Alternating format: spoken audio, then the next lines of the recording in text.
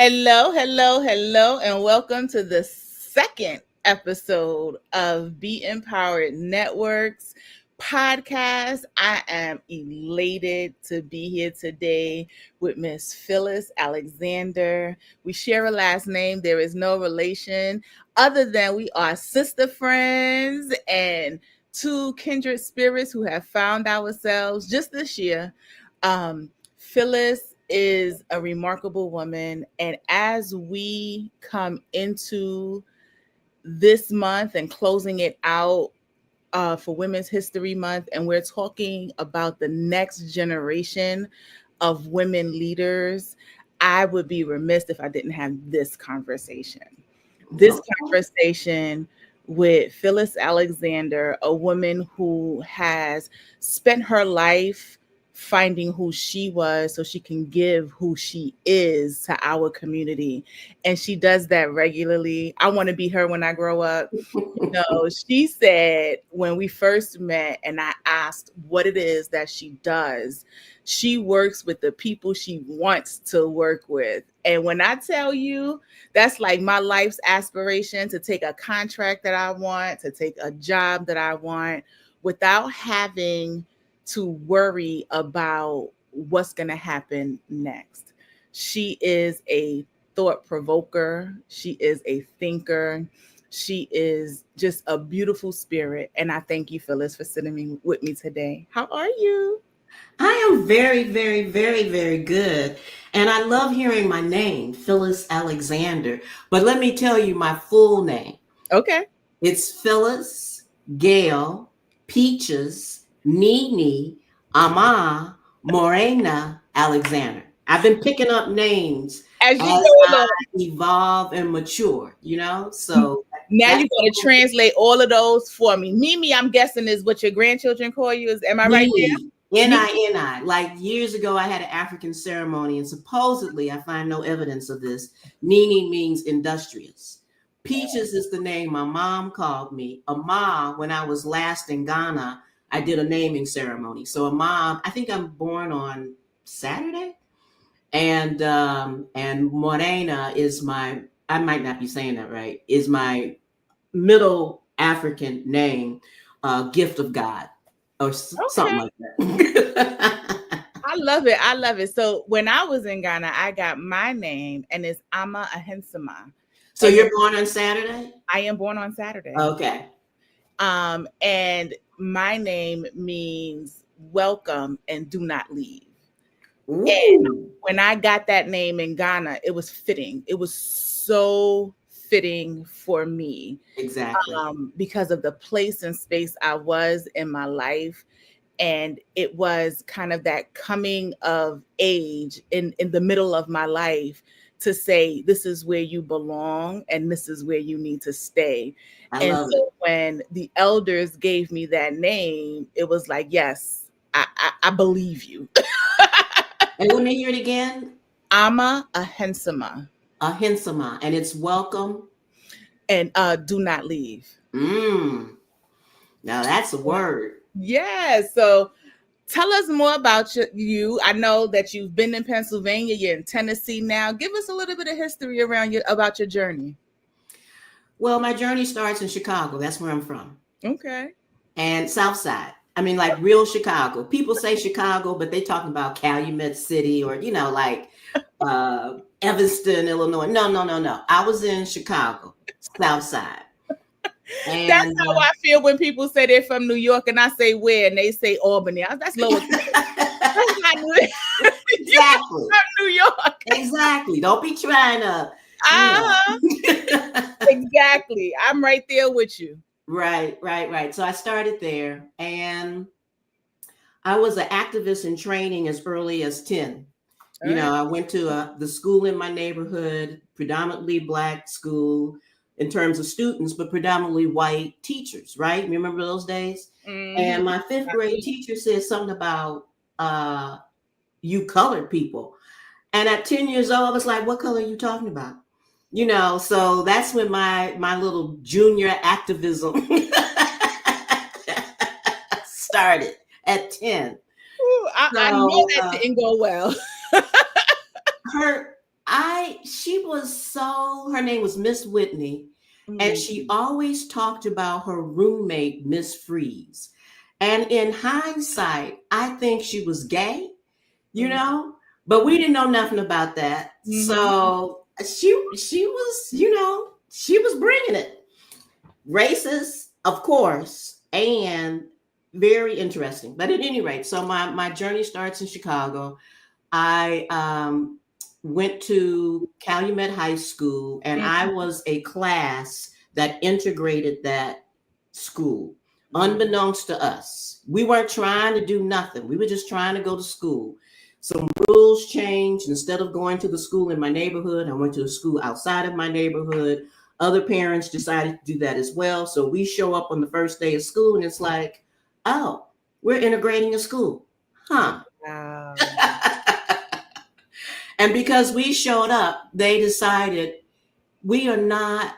our extracurricular activities are too good for these people.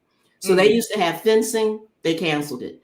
They had equestrian studies, they canceled it because they weren't going to have Black folks. And that was when I first realized white folks will reduce their life to make sure they're not sharing it with Black folks. I was like, well, look at this. Isn't that interesting? So that's when my activist in training got sped up. I joined the Black Student Union. Mr. LaForest was our principal. He retired. All right. By the time we were done with him, he retired. So anyway, that was Chicago. I went to Peoria, Illinois, to a small private school for college. Moved from Peoria. Eventually, I went to Iowa, lived there for 10 years. Left Iowa, went to Pennsylvania, lived there for a little over 30 years, and now I'm in Tennessee. Oh, and Maryland. I always forget that. I was in Maryland for 2 years. So what Maryland do to you that you don't remember it? Exactly. Everybody don't need to know all my business. So exactly. Children, grandchildren? I have 2 adult daughters, Karima, Nicole, and Maya Alexandria. And Maya has 2 children. So I have 2 grandchildren, Brianna and Jacob. Nice, nice. What kept you in activism? What kept you wanting to change the trajectory of your life and those around you? I don't really remember it being a choice. It's like, that's not right. I have rights, and you want to deny them? I don't think so. So it never occurred to me, should I try and fight for my rights? Should I have a journey of liberation? That's never been a question. It's been, oh, that's not right, and we're not having that. Who can I collaborate with, join with? Who am I going to work with to overturn? I mean, it used to be about that. Now it's who can I work with to build? You all want to have that? Keep that. What we going to do over here and build? How did your parents support you? Junior activism, 10 years old. You're old. I didn't tell them. It was your little secret, huh? They didn't know. I had parents who believed that education would immunize me from racism. And so their advice to me was just go to school, pay no attention to King and Malcolm and all of that, because I'm of that era. Don't pay any attention to that. Just get good grades. And so I was able to get good grades and tear some shit up. I was able to... I got the good grades, and so they were like mollified, and I did my activism. And that was just between me and my peeps. They didn't need to know about that. You used an interesting word. You said your parents felt like you would be immunized to racism if you were educated. And that's an interesting choice in words. How do you think this generation of parents for young people, the millennials and I guess Gen Z is the one after that, how do you think we are or differ from the attitudes of your parents?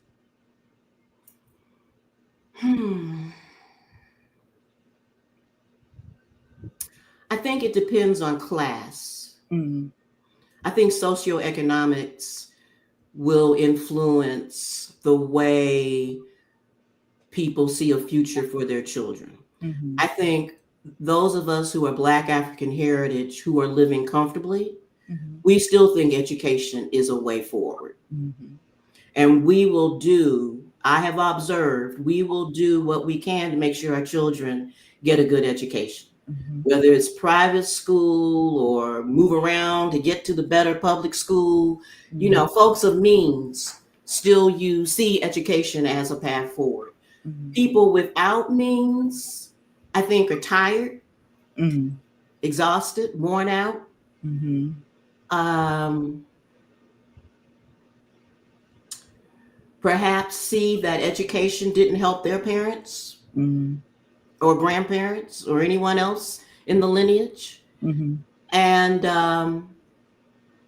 they're just trying to keep their head above water. Wow. So it's like, go to school, have a good day. What you learn? Okay, great. Sit down for dinner. Right. Yeah. So I think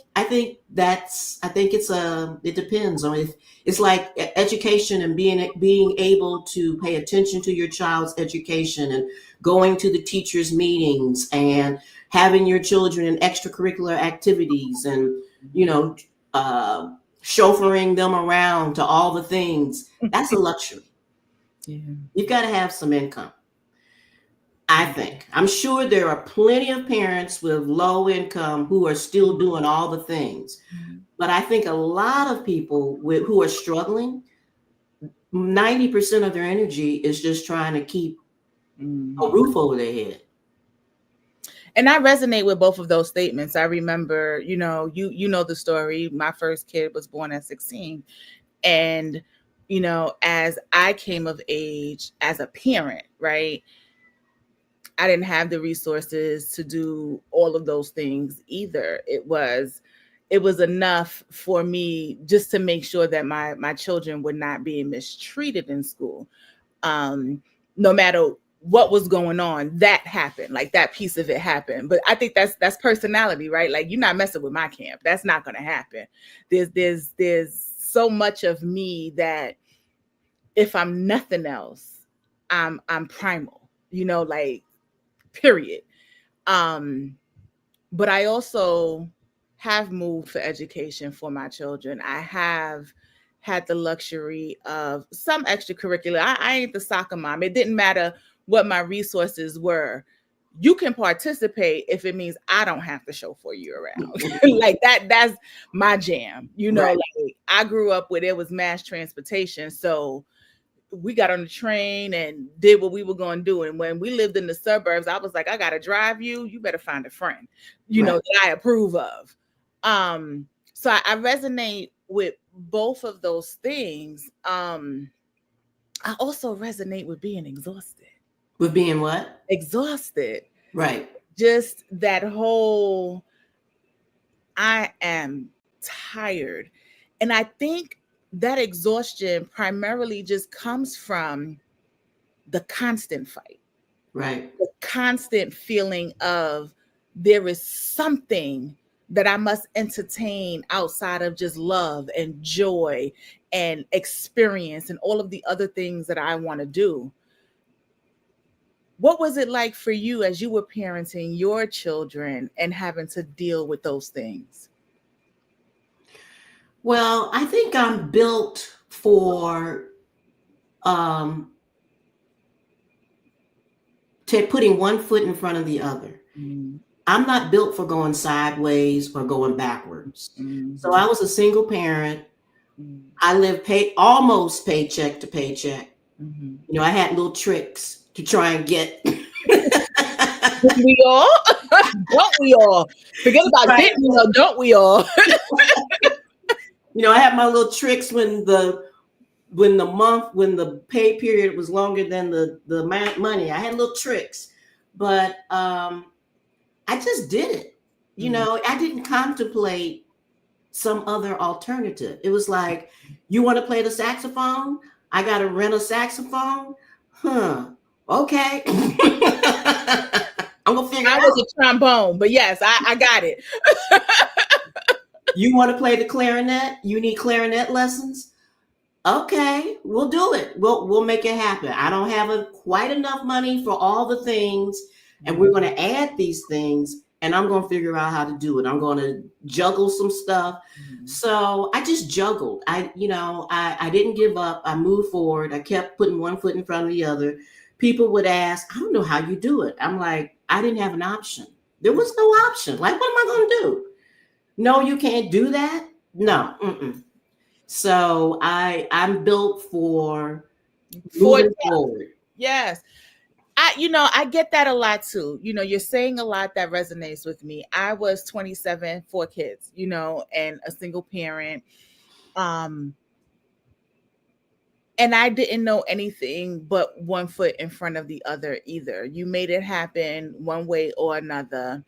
Um, and the kids got most of what they wanted and all of what they needed. Uh, Right. but that was a traumatic experience. And I imagine that to some extent, that was a traumatic experience for you as well. And I didn't know you then, but I know you now. And I see the joy and the introspection that is you. And you make me think. You make me find new words and new ways. How did you get from the trauma of life be lifing to the present state? What did that journey look like for you? Yeah. That's the first time I've been my life be life and has been labeled as trauma. I even as if I was just putting one foot in front of the other, even as people were like, I don't know how you do that, even as I was like, I don't know what you're talking about. I've never reflected on that as that was traumatic. It was I don't know. My mom is Charlie May, right? So when you got a mom named Charlie May, There's my some salt father with was that. There's some Willie. seasoning with that. What? I said, there's some seasoning with that. Yeah. My father was Willie. My favorite aunt was Aunt Gert. I come from some people. Mhm. And I don't really know what they were going through because I come from an era where adults really didn't share with children a whole lot. But as far as I'm concerned, their name said it. My Aunt Emma, so I come from some people who did not whine. Mm. And they bought homes and went on vacations and did those things as working class people. Mhm. So I had an example. I had models that I haven't even thought about. I am just now thinking about this literally in this moment. So I didn't identify what I was going through as trauma. I had to juggle some stuff and I was going to do it. I am no longer, and then they grew up. They got the heck on out. They moved on. My oldest daughter went away to the University of Pittsburgh. Um, my youngest daughter went to Grambling. Mhm. Come to find out that her father went to Grambling, which we did not know. Mhm. He was on the dean's list every semester that he was there. Mm. That qualified her, even though we were in Pennsylvania, to get in-state tuition Nice. at $2,000 a semester. Can you imagine? Wow. Amen.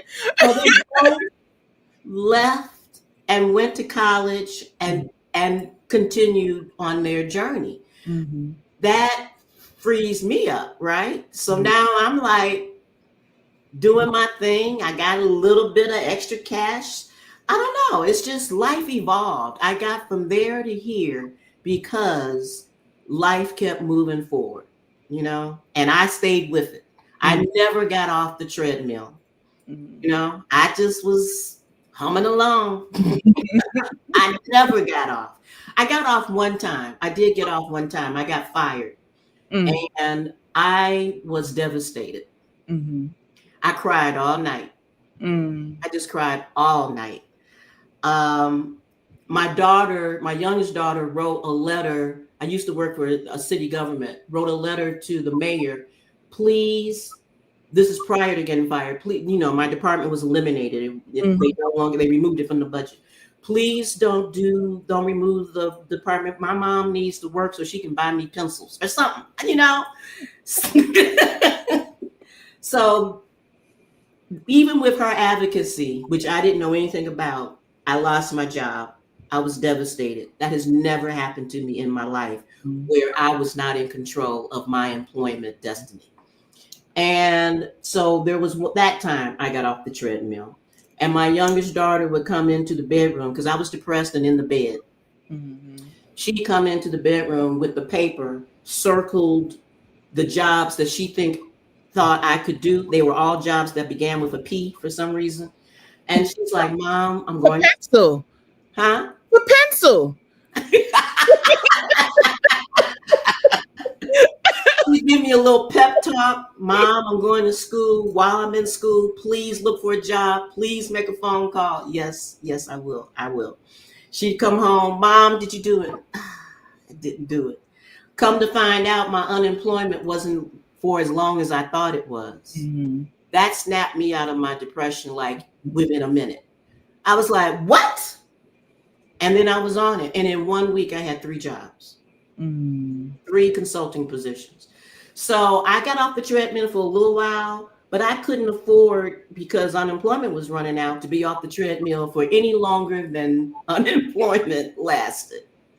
And I reduced my life to match unemployment. But when it ended, I got right back on that treadmill. And I think that was God. I mean, like, once I knew, 3 calls, just like that. Yeah. That is that. Okay. So, oh, my head is going like this.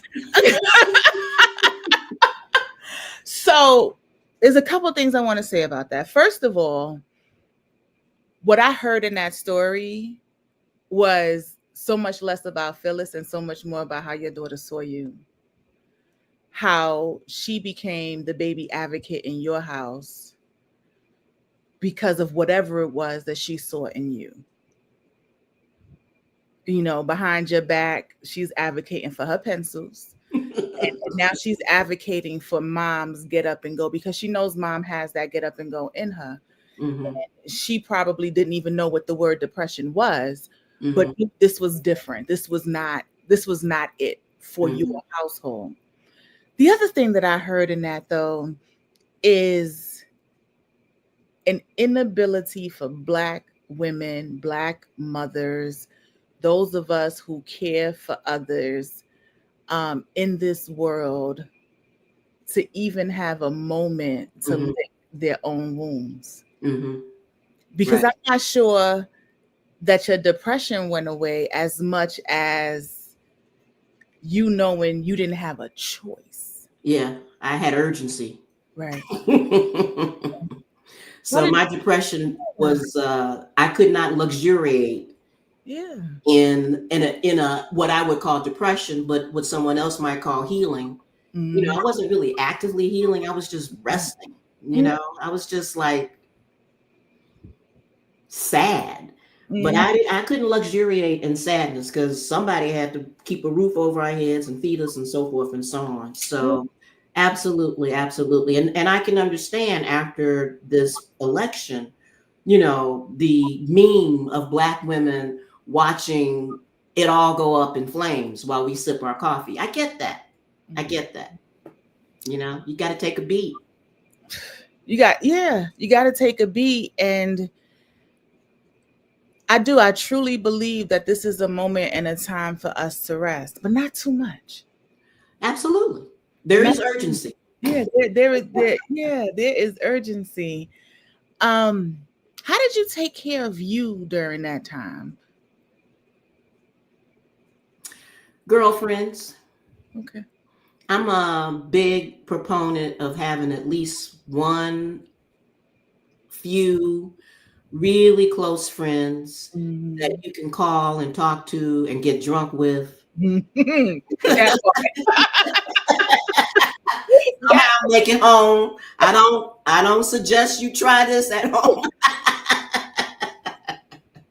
But for me, I need people in my life that I don't need a whole lot, but I need a girlfriend here and there where we can commiserate. I was telling you before this started, I'm going to call my friend that I've known for over 60 years, Mhm. and she um, has some sort of special powers. I don't know what to call it. What to call it. But she helped me with my first breakup through astrology.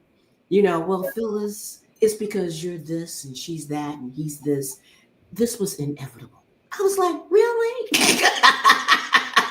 It's not me? No.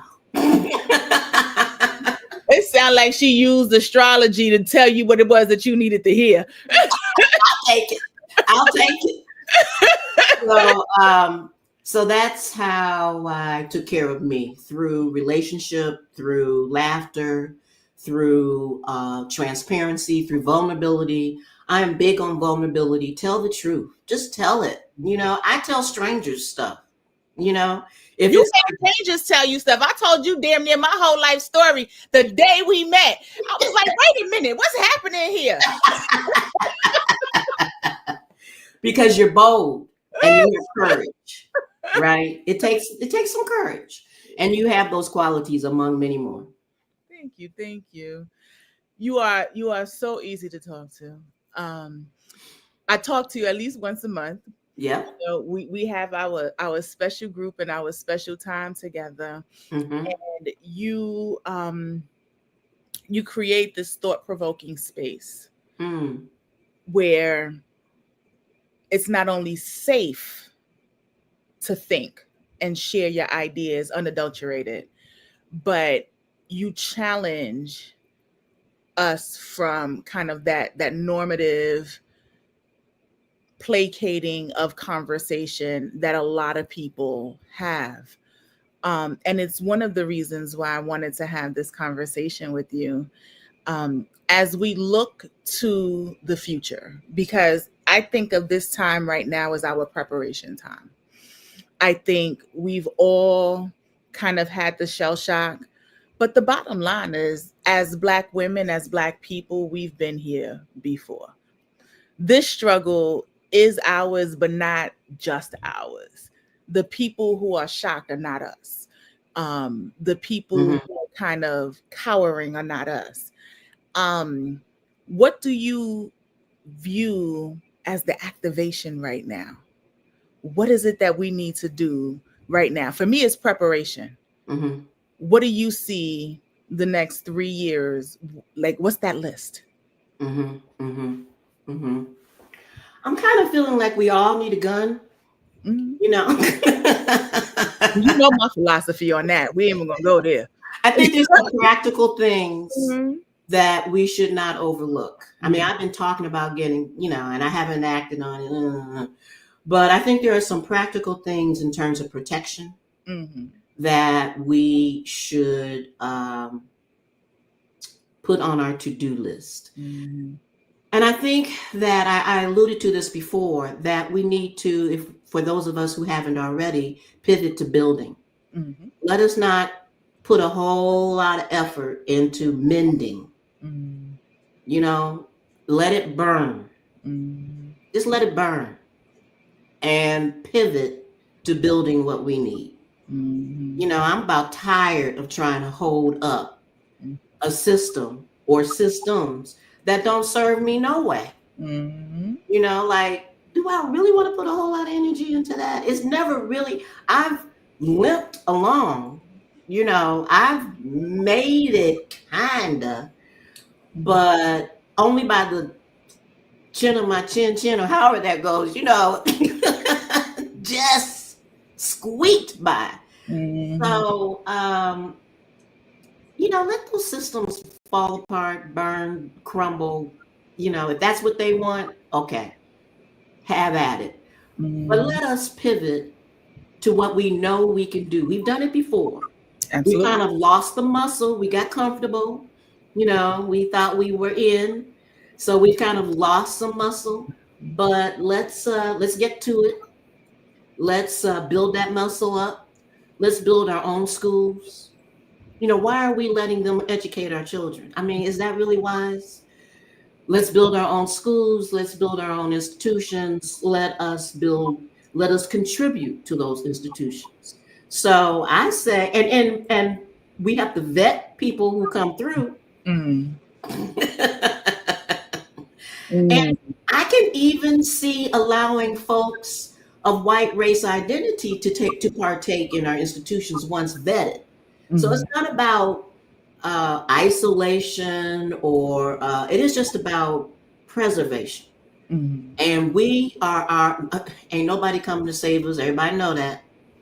So that's how I think the way forward is, that we build and build and build and build and build. I don't know that I want to build here. Yeah. And I was having a conversation with our mutual good buddy Dr. Batts about that. Hmm. And it's this idea that we keep trying to mend, like you said, in a space that never really welcomed us. Yeah. We just keep interjecting and interjecting, interjecting. And I don't know if I want to fight for this land. Like I Hmm. got a little bit of land right here in Texas, and it's mine, for as much as mine is. Hmm. But do I want to build and protect and give any more of me to the spaces that don't want me? Is Yeah. like my forever question. And I don't Right. know what that looks like. And I'm not knocking anybody who wants here. I'm not. Right.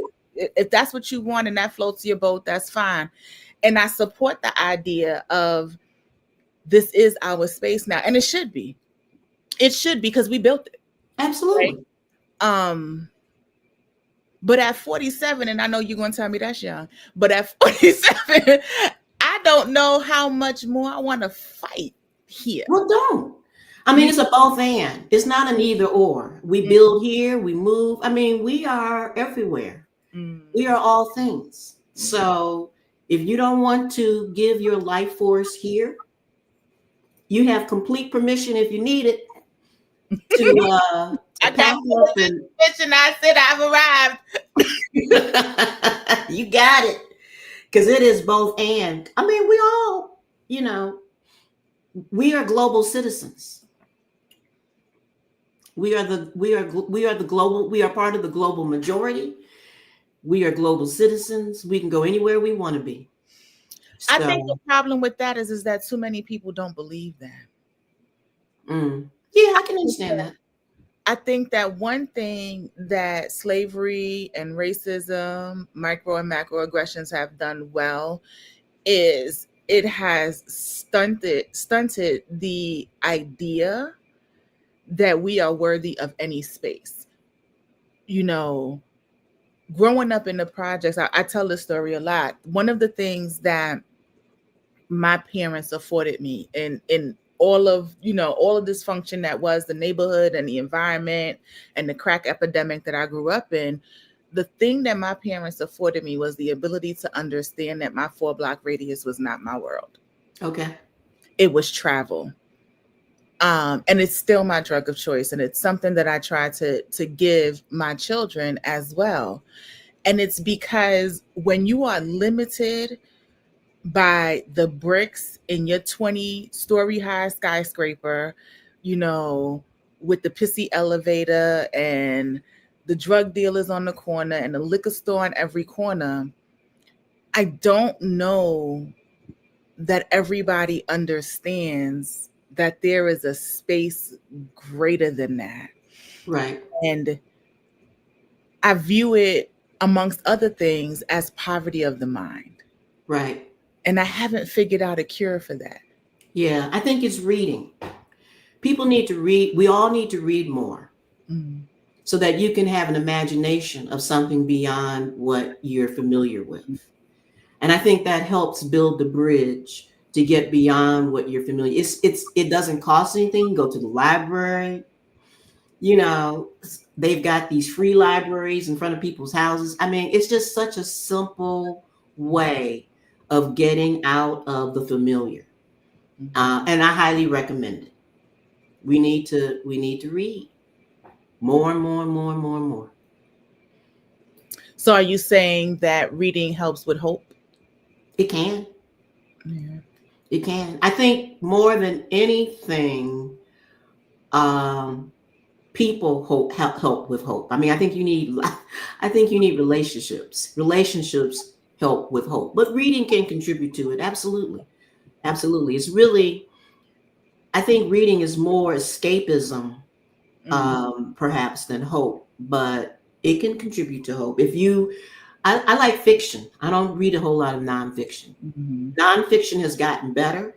It used to be that people wrote nonfiction to prove how smart they were. It was like a dissertation or something. I'm like, I'm not interested in all of that. If I got to read a sentence more than once, I'm done.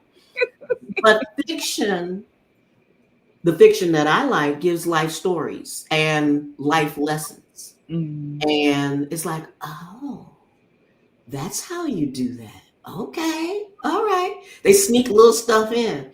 So, yeah, reading can help with giving hope or prescription for Mm-hmm. how one might move forward with problem solving. So you said that hope comes from being around people, but in this day and age, we don't do a lot of that. I know. And even when we're with people, people are on their phone. I'm like, what are y'all? Is this what we're doing now? You know, you see it at the dinner table, you go to restaurants, you see people on their phones. How do we recreate community? Because there was a time, you know, I remember community. I remember real community. And not that there are not spaces where real community still exists. You and I, we have community. There's many of us who still do that. But I think that the generations that are coming behind us, I think they're brilliant and I think they're thinkers, but they're thinkers enclosed in this box that is the computer, the phone, the laptop. You know, like they're enclosed in this space where they dominate this virtual world that's not necessarily where the stuff is going to happen. You Yeah, know, yeah. I think that those of us who still have memory of relationship and people in real time, as they say, mm, it is incumbent upon us to recreate those opportunities and mm, invite folks who are, as you described, kind of contained, their life is in the box. We need mm. to start inviting them to our spaces. We need to stop, I'm talking to myself now, complaining about them. And invite them. I mean, I'm thinking, I think I'm Mm, going to throw a party. You know, I'm going to invite some people over. mm, Why not? I got time. So, so yeah, I think we are, maybe the word is griots. I know elders, folks with the memory. mhm, If we've got the memory, then let's pass that memory on. mm. It's not difficult. I mean, I don't think it's impossible. So that's the great segue to the next part of this conversation. This conversation is really about the next generation of women leaders, right? And I think of myself as part of the present generation, you know, but I have a 31-year-old daughter and she has a almost 11-year-old daughter. Those are the next two generations of people who will contribute to the building of this country, the dismantling of the things that need to come down. They will be, you know, the protesters, they will be the woke generation or whatever word they come up with for them. Um, how do we feed that? How do we create that burn in them? What I see them having less children. I see them chasing education, which is great. I see them working at building wealth and all of those things, but I don't necessarily see them building the fight. And I could be wrong, but that's what I see. Yeah. I don't really, I think that we continue to live our lives Mm-hmm. as best as we think we can. Mm-hmm. And so if we are about building, let's do it. Let's do it loudly. Mm-hmm. Let's do it. I mean, everybody don't need to know what we're doing. Obviously, we got to be underground about some things. But for our family, Mm-hmm. they need to know. Mm-hmm. So those days of not talking to our children are way over. So Mm-hmm. it's like, I see that you're not doing what I'm doing, but let me understand, let me help you understand what I'm doing. Because they will get to that point. People are in their season, right? People are doing what is relevant in their moment. We are in our moment. Let us translate our moment to them. So by the time they get to our moment, they have gotten some information on how they can be in that moment, if that makes sense. Mm-hmm. So I mean, we can't control people. They doing what they're gonna do. They doing what's important to them. We have to respect it, admire it, appreciate it, and keep laying down the tracks for them to follow. Mm-hmm. So I'm living my best life. I'm living it loudly to my children. I'm living it loudly to my grandchildren so that they have that model, that so that when they're ready to try it on, it's like, oh yeah, I know how this works. And I saw my granny, they call me granny. I saw my granny do this. My granny traveled. She went here and she went there. I can do that, right? I watched and I see it in my children. I Mm-hmm. didn't, I wasn't explicit. I was just, children, young people are always observing, even when we don't think they are, even when they don't know they are. They're picking up stuff and they're internalizing it. And I look at my oldest daughter, one of, how I talked about, I just put one foot in front of the other. She is the epitome of that. She is the epitome of that. She just puts, that's a challenge, but I'm gonna step over that, so they have learned from me in ways that I didn't articulate, I demonstrated. I Right. think that we reach back to, now there are all kinds of programs that we can create for Mm-hmm. the next generation of leaders. We can put them through a 6-week whatever, a Mm-hmm. 9-month whatever. I mean, we can do all of those things so that we can literally give them a handbook. And equally important, live your life. Right. You think building is important? Do it so that they see it and Mm-hmm. can adopt it. Mm-hmm. Had a conversation just this last week, a couple of them actually, around responsibilities. And, some people are protesting by not shopping in certain places, other people are doing other things. And had this really long conversation around everybody has a role. And it's not the same. That's why when you were younger, you had Malcolm X and you had Martin Luther King and all of these, all of the other people who were influential in whatever movement they were influential in. Um, what do you say to the people who are overly concerned about people not falling in the same bucket? Like, how do you get past the idea that we are not moving together, or this perception that we're not moving together? Yeah. I think the pursuit of unity is a distraction. Mm, We don't need to all be doing the same thing. We don't all need to be in the same bucket. That takes work trying to corral people. And the energy that you put into corralling, you could put into moving the bucket forward.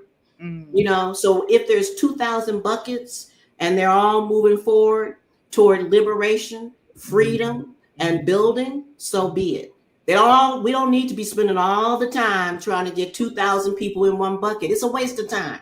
mm, So that's my opinion. Unity is a distraction. I think it's something that we have been encouraged to believe in that's a misdirection. mm, And what we really need to be doing is casting the vision.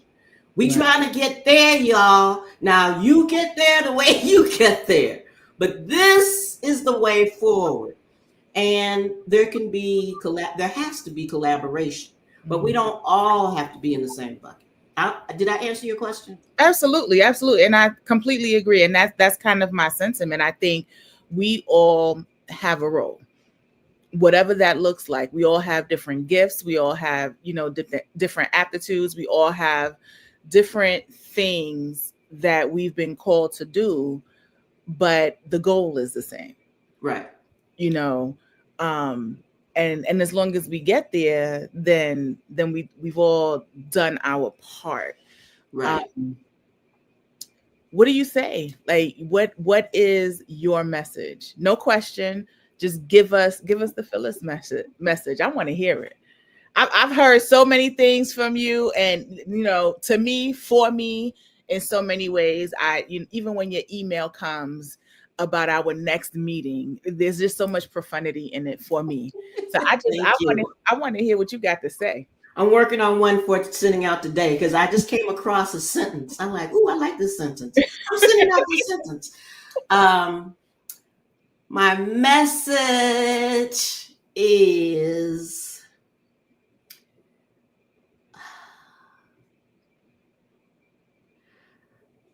I think what's trying to bubble up for me to communicate is know where you are wounded. Know where you are wounded.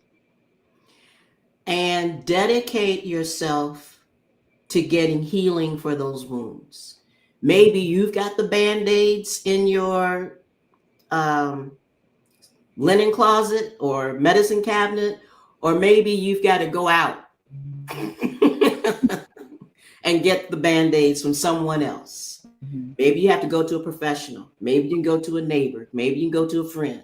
But know your wounds. And when people point out your woundedness, do the best you can to receive that information rather than get defensive. Do not defend your wounds.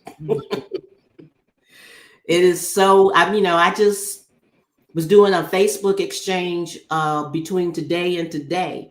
And this is somebody I don't know, but she pointed out something. I was like, oh, yeah. Thank you for reteaching me that. My bad. Have a good day. So when something's pointed out, sleep on it.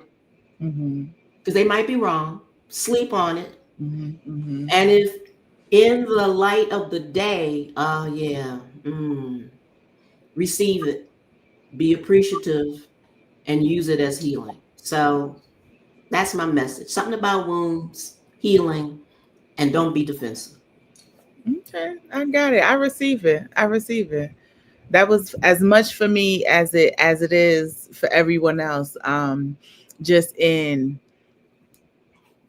the things that are allowed to trigger us, and the way that we choose to respond is definitely a space of constant work. Because we say we're healed, and then you get hit with that trigger, and you're like, "Ooh, maybe not." Maybe God's still working on me a little bit there. But you improved, right? You didn't slap them. So it's like, yes, my nursing license did that for me. My nursing license did that for me. Having something to lose changed a lot of how I responded. Yes. That was definitely a healing moment for me, for sure. I get it. Operating out of your wounds. I like it. So what I heard you share today is be loud in the places that you should be.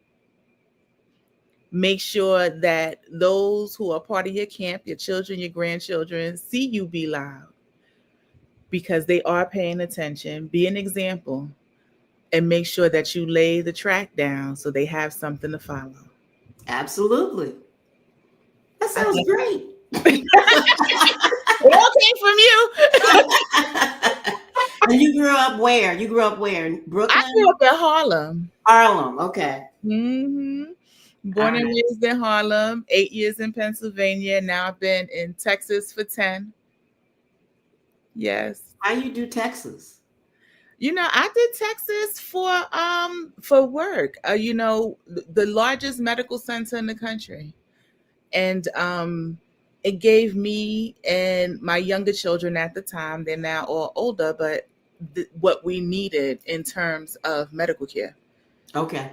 And so like most single moms, most black mothers, you leverage what it is that you have to offer to get what it is that you need. And that's what I did here. I get it. Yeah. All right. It has been a pleasure. It has been a pleasure. Thank you so much for sharing your wisdom, your time. And I look forward to our next conversation. I do too. You take care. Bye bye. Bye. Thank you for joining us. Bye. Bye bye.